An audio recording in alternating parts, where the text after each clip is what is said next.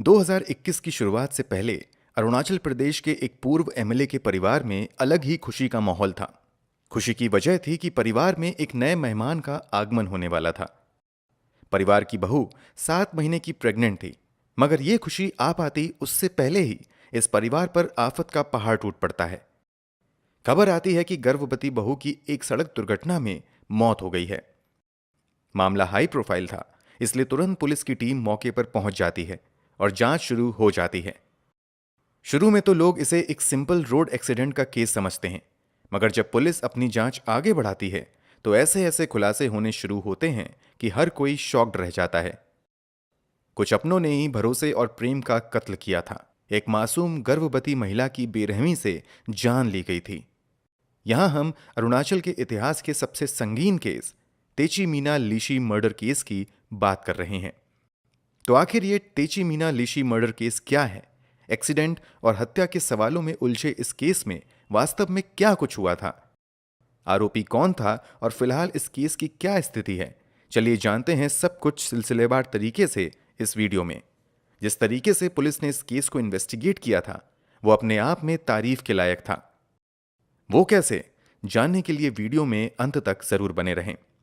कहानी में आगे बढ़ने से पहले क्राइम की कहानी चैनल को सब्सक्राइब कर बेल आइकन जरूर दबा लें।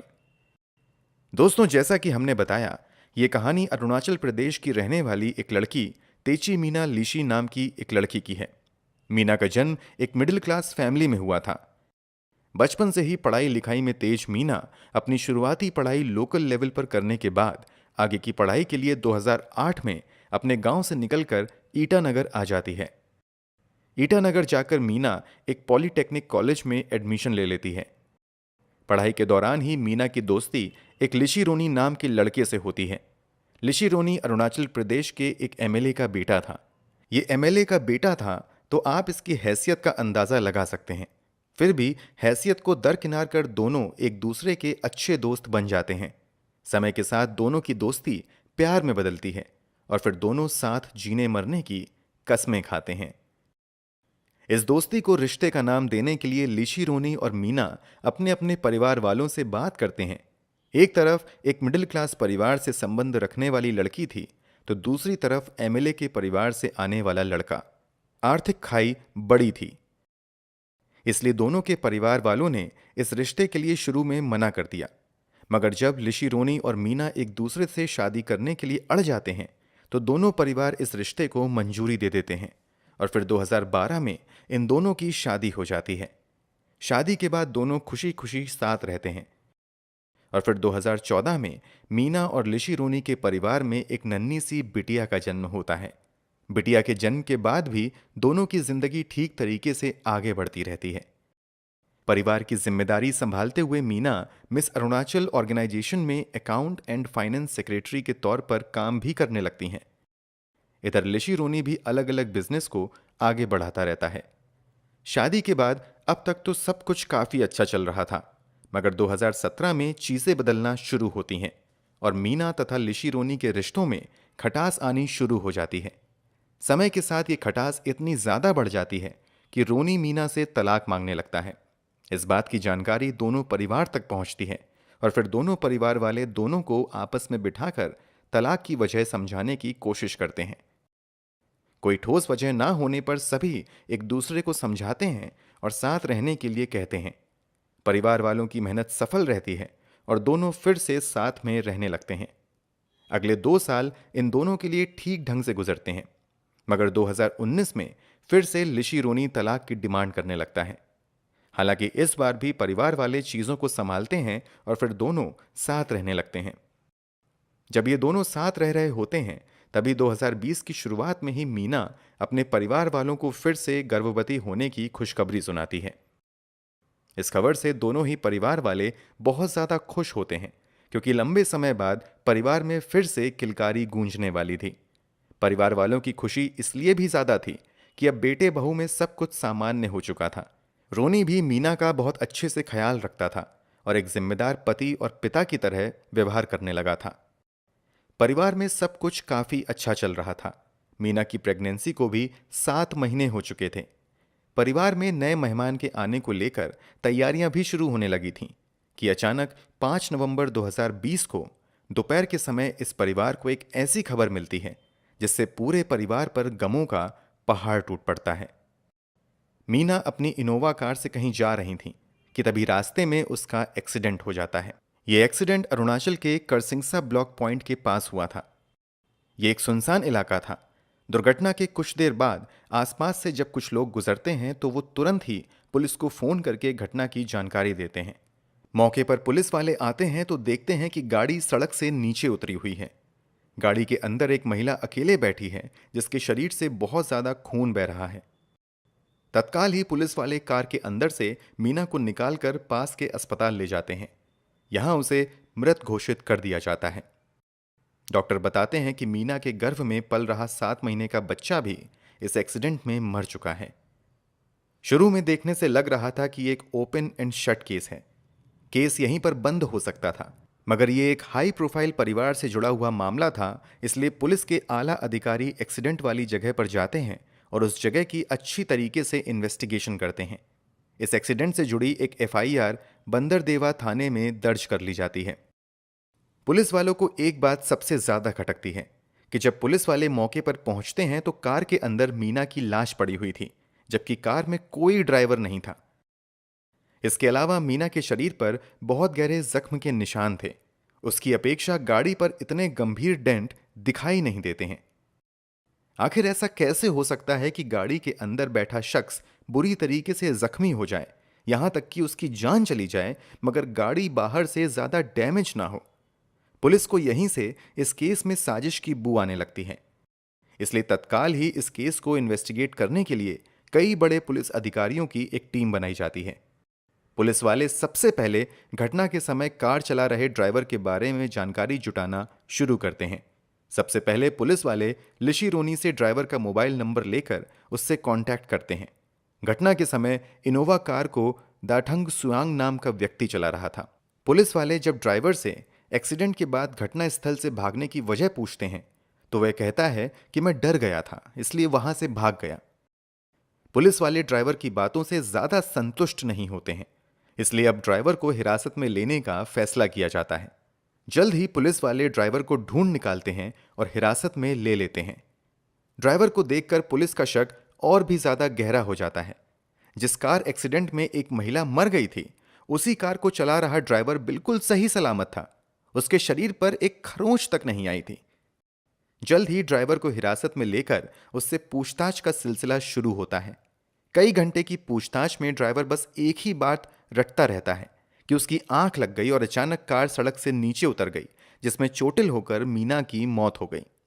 ड्राइवर की रट के आगे पुलिस वाले हार नहीं मानते हैं और लगातार उससे पूछताछ का सिलसिला जारी रखते हैं। इसी बीच मीना की पोस्टमार्टम रिपोर्ट भी आ जाती है, जिसमें कहा जाता है कि मीना की मौत एक्सीडेंट में लगी चोट की वजह से नहीं, बल्कि किसी भारी चीज के हमले की वजह से हुई है। पोस्टमार्टम रिपोर्ट में शक जताया जाता है कि मीना को लोहे के हथौड़े जैसी भारी चीज से मारा गया है। उसके शरीर के अलग अलग हिस्सों पर भी जोर जबरदस्ती के निशान थे। अब पुलिस वाले और भी ज्यादा सख्ती के साथ ड्राइवर से पूछताछ शुरू करते हैं। ड्राइवर से लगातार 4 दिनों तक पूछताछ चलती रहती है। फाइनली 4 दिनों की लगातार पूछताछ के बाद ड्राइवर की सभी चालाकी फेल हो जाती है और अब वह सच बताना शुरू करता है। सच सुनकर हर किसी के पैरों तले जमीन खिसक जाती है। ड्राइवर एक्सेप्ट करता है कि यह कोई एक्सीडेंट नहीं था, बल्कि पहले मीना की हत्या की गई और फिर उसे एक्सीडेंट का रूप दिया गया था। अब अगला सवाल था कि आखिर मीना की हत्या किसने और क्यों करवाई। जब ड्राइवर इसका जवाब देता है तो हर कोई शॉक्ड रह जाता है। ड्राइवर बताता है कि यह हत्या किसी और ने नहीं, बल्कि मीना के पति लिशी रोनी ने ही करवाई है। इस खुलासे के बाद 10 नवंबर 2020 को मीना के पति लिशी रोनी को पुलिस द्वारा गिरफ्तार कर लिया जाता है। इस पूरे मामले की सच्चाई जानने के लिए लिशी रोनी से पूछताछ का सिलसिला शुरू होता है। पुलिस की पूछताछ में सिलसिलेवार तरीके से खुलासे होने शुरू हो जाते हैं। खुलासे के मुताबिक जब लिशी रोनी मीना से तलाक लेने में नाकाम हो जाता है, तो वो अब मीना को जान से मारकर अपने रास्ते से हटाने के प्लान पर काम करने लगता है। इसी प्लान के तहत वे सबसे पहले अपने एक पुराने दोस्त कापवांग लेते लोवांग से मिलता है। ये दोस्त तिरोंग गांव का रहने वाला था। लिशिरोनी अपने दोस्त से कहता है कि वह अपनी बीवी की हत्या करवाना चाहता है, मगर यह हत्या ऐसे होनी चाहिए कि किसी को शक भी ना हो। इस मीटिंग के बाद लिशिरोनी का दोस्त कपवांग मीना की हत्या के लिए पास के ही तिराप जिले से 2 कॉन्ट्रैक्ट किलर को इस हत्या को अंजाम देने के लिए राजी कर लेता है। ये कॉन्ट्रैक्ट किलर थे दतांग सुयांग और ताने खोनियांग। जब ये दोनों ही इस हत्या को करने के लिए राजी हो जाते हैं तो कपवांग इन दोनों को लेकर ईटानगर के एक होटल में 27 अक्टूबर 2020 को आता है। इस होटल में 28 अक्टूबर 2020 को लिशिरोनी भी आता है। फिर चारों आपस में बैठकर मर्डर प्लान को फाइनल करते हैं।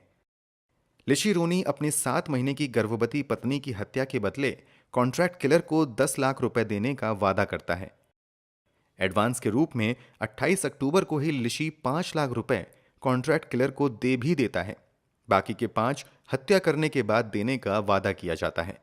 इस मीटिंग में तय होता है कि हत्या करने के बाद इसे एक रोड एक्सीडेंट का रूप दे दिया जाएगा ताकि किसी को भी शक ना हो। 30 अक्टूबर 2020 को इन लोगों की एक और मीटिंग होती है।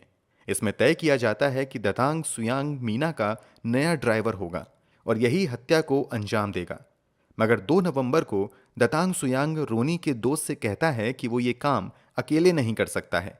इसी के बाद इस प्लान में दमरियात खोयांग नाम के एक व्यक्ति को भी शामिल किया जाता है। तय किया जाता है कि 5 नवंबर 2020 को इस हत्या को अंजाम दिया जाएगा। हत्या को अंजाम देने से पहले 4 नवंबर को एक बार फिर से सभी तैयारी का जायजा लेते हैं और हत्या के लिए एक जगह फिक्स कर लेते हैं। अब प्लान के मुताबिक फाइनली हत्या की तारीख आ चुकी थी, 5 नवंबर 2020। साजिश के तहत 5 नवंबर की सुबह सुबह लिशिरोनी अपनी वाइफ मीना से कहता है कि एक जमीन की डीलिंग के सिलसिले में हमें करसिंगसा जाना है। मैं चाहता हूं कि तुम भी मेरे साथ चलो। फिर प्लान के मुताबिक तय समय पर कार का नया ड्राइवर दतांग सुयांग मीना और उसके पति को घर से पिक कर लेता है और करसिंगसा के रास्ते की ओर निकल पड़ता है। ड्राइवर कार की पिछली सीट पर दामरियात खोयांग को भी बैठा लेता है। कार अपनी रफ्तार के आगे बढ़ते हुए रास्ते में पड़ने वाली एक शिव मंदिर को क्रॉस करती है। तभी कार के पीछे बैठा हुआ दमरियात अचानक से मीना पर हमला करना शुरू कर देता है। मीना अपने बचाव में हाथ पैर चलाना शुरू करती हैं। वो मदद के लिए चिल्लाने की कोशिश करती हैं, मगर कार में मौजूद कोई भी व्यक्ति उसकी मदद नहीं करता है। इसी बीच दमरियात पास में पहले से रखा हुआ लोहे का एक भारी हथौड़ा उठाकर मीना पर हमला करना शुरू कर देता है और वह तब तक हमले करना जारी रखता है जब तक कि मीना की सांसें थम नहीं जाती। जब सभी को मीना के मरने का पक्का यकीन हो जाता है तो सभी गाड़ी से उतर जाते हैं। फिर बड़ी सावधानी से कार को आगे चलाते हुए दतांग कार को सड़क की बाईं ओर नीचे गड्ढे में उतार देता है। फिर मौके से सभी लोग भाग निकलते हैं। थोड़ी देर बाद जब कुछ लोग वहां से गुजरते हैं तो उनकी नजर कार पर पड़ती है और फिर वही लोग पुलिस को फोन करते हैं। पुलिस को इस बात का जवाब तो मिल गया था कि ये एक्सीडेंट नहीं हत्या है, मगर ये हत्या क्यों की गई थी इसका जवाब अभी भी जानना बाकी था। आगे की पूछताछ में पुलिस वालों को इस सवाल का जवाब भी मिल जाता है। इस हत्या की वजह थी लिशिरोनी की एक्स्ट्रा मैरिटल अफेयर। दरअसल 2016 में ही लिशिरोनी चूमिताया नाम की एक लड़की के प्यार में पड़ जाता है। इसी लड़की के प्यार में पड़ने के बाद रोनी अपनी पत्नी से तलाक लेने की कोशिश करने लगता है। जब रोनी का तलाक लेने का प्लान काम नहीं आता है तो वो अपनी पत्नी की हत्या का प्लान बनाता है और बड़ी ही बेरहमी से 7 महीने की गर्भवती पत्नी की जान ले लेता है। इस पूरे खुलासे के बाद पुलिस वाले अपनी जांच आगे बढ़ाते हुए इस साजिश में शामिल एक के बाद एक 5 लोगों को गिरफ्तार कर लेते हैं। आगे मीना के परिवार वाले लिशिरोनी की गर्लफ्रेंड चूमिताया पर भी इस साजिश में शामिल होने का आरोप लगाते हैं। इसी आरोप के बाद इस गर्लफ्रेंड को भी पुलिस द्वारा गिरफ्तार किया जाता है। आगे की जांच में विजय विश्वास उर्फ डेंगू नाम के एक व्यक्ति का भी इस साजिश में नाम सामने आता है। उसे भी गिरफ्तार कर लिया जाता है। गिरफ्तार किए गए आरोपियों के खिलाफ हत्या, साजिश करने, सबूत मिटाने, एक अजन्मे बच्चे की जान लेने समेत कई गंभीर धाराओं के तहत मामला दर्ज कर लिया जाता है। आगे इस केस की जांच बढ़ती रहती है और पुलिस वाले अपनी ओर से ठोस सबूत जुटाना शुरू करते हैं। इसी बीच 5 जनवरी 2021 को इस केस के कुछ आरोपी अदालत में बेल के लिए एप्लीकेशन डालते हैं, मगर उन सभी की बेल की अर्जी खारिज कर दी जाती है। फिर आगे 4 फरवरी 2021 को पुलिस इस मामले में कुल 7 लोगों के खिलाफ चार्जशीट फाइल करती है। इनमें से आगे की सुनवाई के बाद 10 जनवरी 2023 को चूमी ताया और विजय विश्वास उर्फ डेंगू को सबूत के अभाव में केस से बरी कर दिया जाता है, जबकि मीना के पति लिशी रोनी समेत कुल 5 लोगों के खिलाफ आरोप तय करते हुए उन्हें जेल भेज दिया जाता है। फिलहाल इस केस के सभी आरोपी जूली जिला जेल में बंद हैं और अभी इस केस की सुनवाई स्थानीय अदालत में चल रही है। दोस्तों, वैसे तो सभी गुनहगारों को अदालत से उचित सजा मिल ही जाएगी, मगर आपके अनुसार एक बेगुनाह को बेरहमी से मारने वाले इन दरिंदों को क्या सजा मिलनी चाहिए? कमेंट बॉक्स में जरूर बताएं। अगर आपको हमारी मेहनत पसंद आई हो तो इस वीडियो को लाइक करते हुए शेयर भी जरूर करें। अगर आपने अब तक क्राइम की कहानी चैनल को सब्सक्राइब नहीं किया है तो चैनल को सब्सक्राइब कर बेल आइकन जरूर दबा लें। क्राइम की दुनिया से जुड़ी ऐसी ही कहानियों के लिए हमारे साथ लगातार जुड़े रहें। धन्यवाद।